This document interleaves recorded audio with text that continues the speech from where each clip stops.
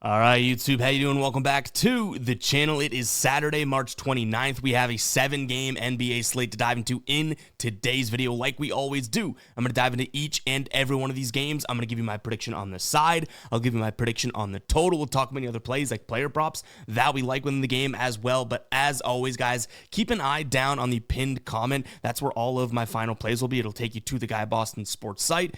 Absolutely free. If that does interest you to know what I'm actually rolling with myself, all that will be down in the pinned comment. All right, YouTube, how you doing? Welcome back to the channel. I tell you guys I'm a dummy all the time. They don't suck. They've just been sucking. Get them down to -3 for more juice than Jose Canseco in his prime. Tell me you're new without telling me you're new. So don't go jumping down my throat in the comments, right? If you want to fade me, or if you do want to ride me, this still leaves a bad taste in my mouth, right? And remember, more chins, more wins.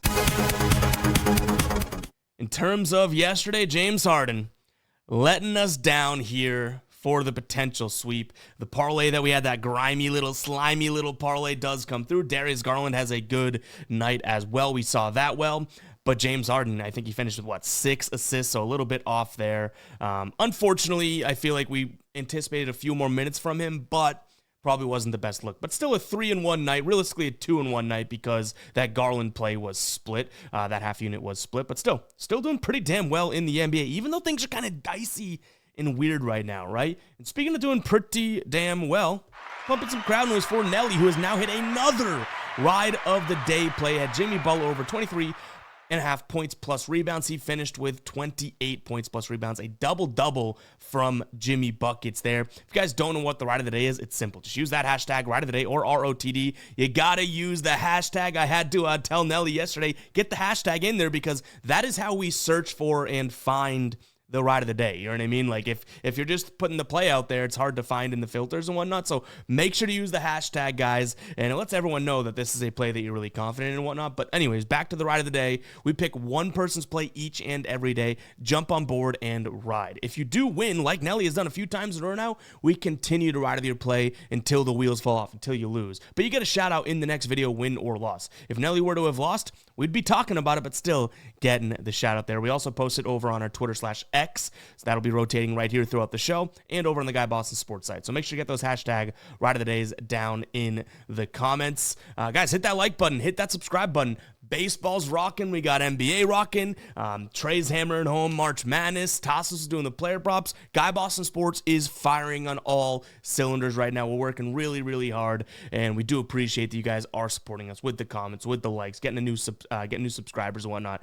Truly do appreciate it. All three of us, and I know I say it all the time, but I think I can confidently speak for Tassos and Trey. We don't take any of this for granted. So really do appreciate you guys hitting that subscribe button and like button and commenting and joining the community. So with that being said, let's go ahead and jump into game number 1 here. We have Orlando taking on Sacramento. Essentially a pick'em right now. We have Sacramento coming off of a win against Portland, a good win against Portland. Orlando coming off of what we can consider a pretty bad win against, bad loss against Dallas. They were 7-point favorites. They lose the game outright by almost double digits. In terms of injuries here, LaRavia is listed as out and Cole Anthony still listed as doubtful here. Orlando's going to be the better defense. I think that we know that. They've been playing very slow and efficient defense, so they're not giving their opponents many possessions, and when they are getting the possessions, they are playing good defense.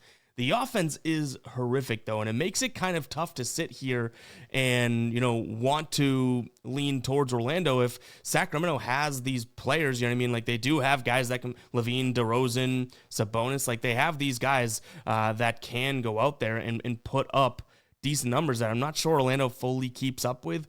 That being said, this total down at 218 tells me that, when making this line and projecting the total there, they do think it's going to be a low-scoring game. They do think Orlando at home here is going to pull that Sacramento team down in terms of what they can go out there and score. So I don't mind the Orlando side of things here. I think I like player props in this one more than I do anything, but I'll lean towards Orlando and a potential look at Sacramento team total under. I've seen this total already jump to like 217, so 218. If you could still snag that, maybe that is an under worth looking at. But the player props that I like would be either Franz Wagner PRA or Franz Wagner points plus plus rebounds. I really do like the spot for him to be able to get a decent amount of rebounds today. And overall, I think that he should have a fair scoring night against the squad. Last time he played them, he did have 31 points on 12 of 22 shooting. So if we get something like that again, he'll be well on his way. So I like his over PRA or his over points plus rebounds.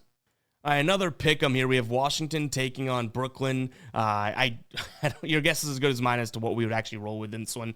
We do have Marcus Smart listed as questionable, Chris Middleton out, George out, Coulibaly, Brogdon, Bay all still out as well. So yeah, tons of injuries on the Washington side. This is probably a lean towards Brooklyn just because they're getting a point now. I mean, this line has been flipping back and forth. I think as of right now, Washington is -1. But like I said, it's a pick 'em. I think Brooklyn's a slightly better team, and that's just not saying much, I guess, right? You do have Washington, who is pretty damn bad. So, yeah, you have two teams that just are losing a bunch of games. Last time they played, this was a Washington win. Maybe Brooklyn gets their get back, but Brooklyn had already, I think, beat them this year. Or maybe not. Maybe Washington's won both of those games. Nonetheless, you can probably tell by how I'm talking about this, not exactly the game that most of our time went into. Give me Brooklyn and a slight lean towards the over because I don't think either one of these squads plays the best of defenses. And if there's one thing that Washington should bring to the table here is some pace, right? Last 10 games, #1 team in terms of pace. All right, Philadelphia taking on Miami. This is a tough one too because I do think Miami is obviously the better team, I guess you could say the healthier team. They do have no Andrew Wiggins, no Duncan Robinson, no Kevin Love, and no Jovic, so I guess they're injured too, but obviously they're not missing their, big three or anything like that. I think Miami wins this one, but 7.5 does seem like it's a little bit too much overall, but I'm having trouble getting to the Philadelphia side of things. And one thing that kind of helps my thought process here is if you were to put this spread on a Philadelphia game, all games for the last 10 games, they'd only be 2-8 against the number. So it's not like this is a big number. Miami only 3-7, so it's not like they're all that much better, but those three have come in the last three. So maybe Miami is starting to play a little bit, better defense because you remember, I would say, a week and a half ago, maybe 2 weeks, they were playing really good defense. Did kind of get a little dicey there, but maybe they're right back to playing really solid defense, right? Like I think in the last 4 or 5 games, we've seen some good defense out of them. Have they played the best offenses? I wouldn't say that, but overall, still going to kind of give them that credit, especially against a Sixers team that is definitely struggling. So maybe, what we could look at is like a Sixers team total under 106.5. Sixers, top 10 pace team, but terrible in terms of efficiency and obviously converting those possessions. In Miami, though their defense has had their ups and downs, one thing they should do is slow the game down, right? Especially on the road here. They've hit more unders than overs so far this season. So maybe a Philly team total under could be in the works overall. And that's kind of how we can say, okay, I don't really trust Miami's offense. I'm going to try and trust the defense, and I kind of like them to win the game. How should they do that? By shutting Philly down and making it tough on them. So I think that's kind of the hybrid approach in this one. And then definitely no player props in this one. I started to look at the idea of Quentin Grimes over in his points, but I just don't really like the matchup. I mean, he's obviously looked pretty good. He's hit it in 8 of his last 10 games, but he's getting his lines at 24.5. He's had 25 twice, 26 twice. So it's not like he's blowing this number away in every game.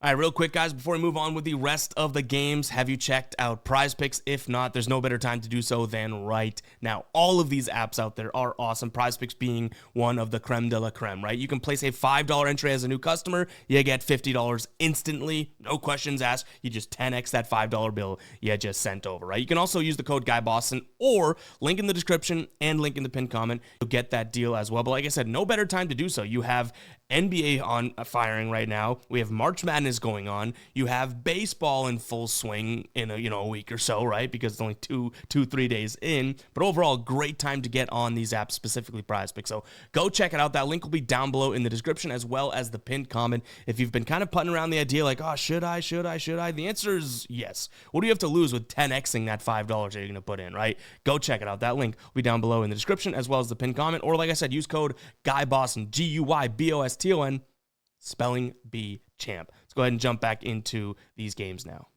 OKC taking on Indiana. Kind of a weird one here because this is an Indiana team that's been playing some really good basketball. Obviously, they're more of a home team than they are a road team, which they're on the road here, and OKC is a really good team, but This seems like the type of game where OKC probably gets out to a decent lead. They look like they're controlling, and it's like, oh yeah, Indiana's playing good basketball, but there's levels to this shit, right? Like, I think that could be what ends up happening here. Indiana likes to shoot in the paint. We know OKC's a phenomenal defensive team in the paint. In fact, using the dashboard, you can see right here, 61.1% to their opponents over the last 10 games at the rim, and just under 41% to their opponents in the paint. So very, very good numbers. And like I said, Indiana, top 10 in terms of shooting in the restricted area over the last 10. And you can see down here, right?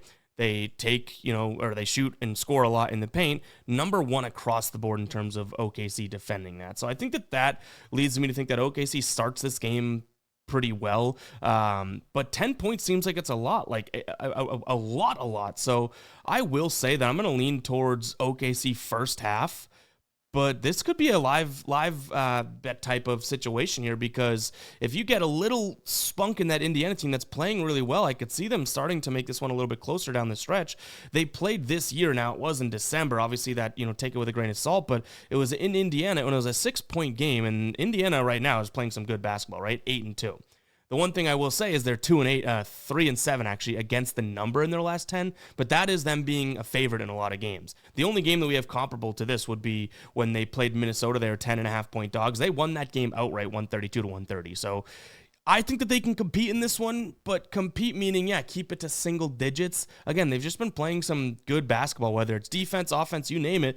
They've been doing pretty well in it. I think that they should be able to, at least hang here, but OKC, if we look at first half, in fact, let me get a OKC first half line so we kind of know what we're talking about here, right? OKC first half right now. Yeah, see, minus 3.5 in the first half for OKC. That seems like it could be a spot for me, but plus 10 for the full game for Indiana. So I'm kind of conflicted here, but I would say, let's go OKC first half and then watch this game and see if there's any value in if the Pacers are going to make it close down the stretch. In terms of what we have from a total, 238.5, I think both these defenses are playing some good basketball overall. So I'm going to lean towards the under. Indiana's paint defense is somewhat of a concern for me, which is where OKC likes to score from. But even still, if OKC is going to say, hey, screw the 3-ball, let's take it into the paint, and they score by twos, 238, getting to like 240 is going to be pretty tough if you're counting by twos. And again, I do think Indiana's defense will step up to some degree in this one. In terms of player props, I know he didn't look all that great last time, but I think that was due to blowout, right? But I like Tyrese Haliburton over 9.5 assists. Also, don't mind his double-double here. I think you're probably getting even better odds than if you just take his assists or something similar. So, double-double, sure, because then what if he goes out there and gets 10 boards, right? That could definitely be in play. But with 9.5, Tyrese Haliburton, I think, could be a decent spot here. In terms of how he's played against this Suns team, 12, 11, and 8 assists over his last 3 games against them. He had 15 potential assists in that game that he only had, the 8 assists in. But if we look at him recently, excluding that last game, right? 17 potential assists, 18 potential assists, 26, 17, 20, 20, 19, 21. Like, he's had plenty of these high potential assist games. And this is a Thunder team that is going to cover that pick and roll fairly well. So, like we cashed Tyrese Haliburton's over assist last time out, I could see this being a spot in which, they really pinch him in the pick and roll and he has to kick it out. You know what I mean? So I think that's going to be a spot. I think you can get some spot up shooters to score against OKC because they're going to be sagging in the paint. So Haliburton, definitely a viable option today. Again, double assists. I also don't mind his, rebounds plus assists. I think that's at 13.5, but for plus money, that could be something I consider, or, 12.5 for minus money. Chicago taking on Dallas. Is Chicago building off of, that game against the Lakers? Who knows? We do have some injuries to note here. Lonzo questionable, Trey Jones still out, Davis probable, Anthony Davis, and PJ Washington questionable, as is Kai Jones. I do think Chicago, for whatever reason, seems like they're trying to play some good basketball, but I have a feeling the whole world is going to be on them today because this Dallas team stinks.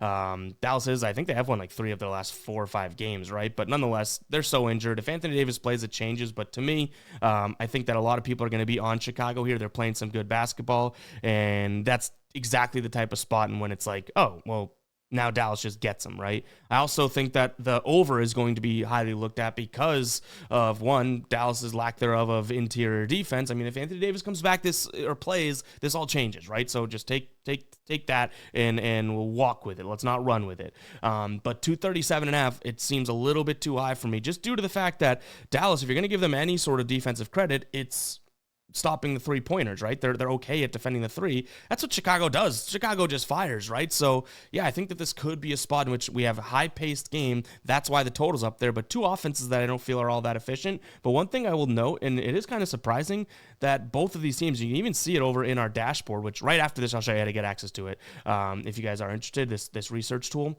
You could see here, both teams actually pretty good at defending transition. Dallas this season, 48.4% in transition field goal percentage, 51.2 to Chicago. Like, not all that bad. So I think I like the under 237.5 in this game. Overall, I mean, yeah, Chicago's been an absolute over team lately, as has Dallas, but I think this is the type of game where the contrarian mindset might come through. Flash forward to tomorrow when it was like, wow, the highest scoring game in NBA history, 210 to 201. Maybe that's a possibility, but you know what? Hopefully it does not happen. But guys, in terms of getting access to that dashboard, let me show you real quick. GuyBostonSports.com. It's also the link down in the pinned comment. Head over to the members area. You head to NBA dashboard. We also have the MLB dashboard available, but you click NBA dashboard. If you do have an account, it's going to be right here. You get each and every game broken out in a visual format, saving you time and effort. This pulls from a bunch of different sites, consolidates it in a visual way so you can kind of go through your research process a little bit quicker, right? We have team stats, we have team shooting zones, we have player props and player stats and projections. We have against the number, so against the spread, totals, that type of thing. Isolation, pick and roll, catch and shoot, pull-up jumper information, offense and defense. So yeah, consider that. If you are not logged in and you need an account, you will see this when you click on it, right? This is now set to no access, membership required. All right, well, like I said, we have two dashboards available. So if we view the membership levels, you get the All Sports dashboard. That's $6.99 a month. Or you can go individually, NBA dashboard, $2.99 for the rest of the season here. That's per month. Or you get the MLB dashboard independently for $4.99. I would recommend this because both of the dashboards are very, very good overall. But if you're just an NBA fan, yeah, for less than $3 a month, and we only have X amount of months left in this NBA season, maybe that is your go-to. So consider becoming a Guy Boston Sports member today. That link is GuyBostonSports.com, and head over to the members area. All right, Spurs taking on the Celtics here. Al Horford, Pritchard, and Tillman all listed as questionable. I do want to start with a player prop here, actually two different player props. Kind of like Devin Vassell's matchup, so I like him for points, maybe even points, rebounds, and assists kind of all together. I also don't mind him for threes. I think it is a decent Devin Vassell spot overall. But Derek White's rebounds plus assists, or even his PRA, but I would lean heavily more towards the rebounds plus assists. I like this spot for him overall. Against point guards and shooting guards overall, this is a soft spot for San Antonio, against San Antonio, which is good. And Derek White has hit over 8.5 rebounds plus assists in 10 straight games. I almost want to say it is 11 straight games, but either way, he's absolutely been crushing it. Head-to-head against this squad, last time he played them, 9 assists, 7 rebounds. Let's not forget, this is Derek White's old team, so maybe he has a little bit of oomph against them. But one thing that we noticed in our research today was that Derek White, who shoots a ton of spot-up jumpers, and that's how he scores the majority of his points, the Spurs actually becoming a decent team against the spot-up, right? So if they cover that fairly well, I think there's going to be one additional pass or that type of thing from the Spurs, from Derek White, that we might not normally see, which could account for more assists. Throw in the fact that, Peyton Pritchard is out as well, we may get some more Derek White, or Peyton Pritchard's questionable. We should make sure he's not playing. We might get some more, opportunity and whatnot of Derek White runnings with some of the backups and playing a decent amount of minutes. So, yeah, I like that. Obviously, if you look at the number here, 12 points, I think the Celtics should beat them. 12 is asking for a lot, but maybe it's a Celtics first half, kind of like we said with OKC. Maybe we can get a good number for the Celtics. They are absolutely rolling right now. San Antonio kind of doing the opposite, but San Antonio has played some decent teams recently. But yeah, give me the Celtics minus the points, as well as a potential team total over for the Celts. I think that they could put up a good number today. In fact, let's get an updated line, or an updated number on that. Right now, yeah, over 119.5. Go get 120 first. I could totally see that. But again, Derek White probably my favorite look in this one. By the way, last 3 games against San Antonio, they're averaging just over 122 per game. All right, guys, if you made it this far into the video, go ahead and comment 19. We are flying through this slate, but that's just because we're firing on all cylinders, right? Like I said, we did the MLB video. We just edited and posted that. Now we're recording this. Maybe my mind's just running. But if you made it this far into the video, go ahead and comment 19. We got the Memphis Grizzlies taking on the LA Lakers here. Obviously, Lakers coming off of what you consider a heartbreaking spot here. Ja Morant's questionable. We have Austin Reeves questionable. I think both of those injuries are super, super important to figuring out what we want to do in this one. I will say I think this is a good spot for the Lakers being the underdog team. Why? Well, I think that they are going to come in pretty pissed off and fired up after what happened. And this has been a Memphis team that has kind of been struggling. Now, I will admit, they played some really good teams, and they've been on a road trip. Now Memphis is back home. Memphis is a much better home team. So if you're on Memphis today, I don't really mean to totally talk you off of it, right? But I just don't necessarily see LeBron and Luka, and then throw in hopefully Reeves playing. I don't see them taking lightly what happened against the Bulls and how lackadaisical it was. With that said, and this is more like situational than realistically numbers based, can't you also see LeBron coming out there being like, let's put up a good game today? That's something that I could definitely get behind. So I think LeBron potentially with a nice PRA game or something like that. I don't know. Maybe I'm putting too much weight into what they feel after such a blown game, but I feel like there's a bounce back spot here, right? So yeah, LeBron I like, whether it's PRA, I just like his points overall. I think you're getting plus money, but he's been off. We can admit that, right? But against this Memphis team, he's been very good. You look at his PRA here, it's at 40.5. He's averaging 46 over his last 7 against them. He's hit the 5. He's hit the over in 5 of 7 there. His points, same thing, doing really, really well. Points at 24.5 against Memphis over his last 7 here, averaging nearly 29. So I think LeBron bounces back in this one. In terms of what we have, and I think the Lakers do as well, in terms of what we have from a total, 237 seems a little bit too high for me. I'm going to lean towards the under, but I only have this at like 234, 235. So it's a very, very slight under in terms of where we have this game. But guys, it's going to wrap it up for today's show. Hopefully you guys did enjoy. Like I said, we did blow through it and go really fast, so apologies if you were looking for a more slowed down video, but maybe this pleases the people that say they're too long, but also satisfies the people that like the long videos. But nonetheless, guys, that's what we have for today. Hope you guys did enjoy. Make sure you hit that like button, hit that subscribe button, and we'll catch you guys in the next one. All right, peace out.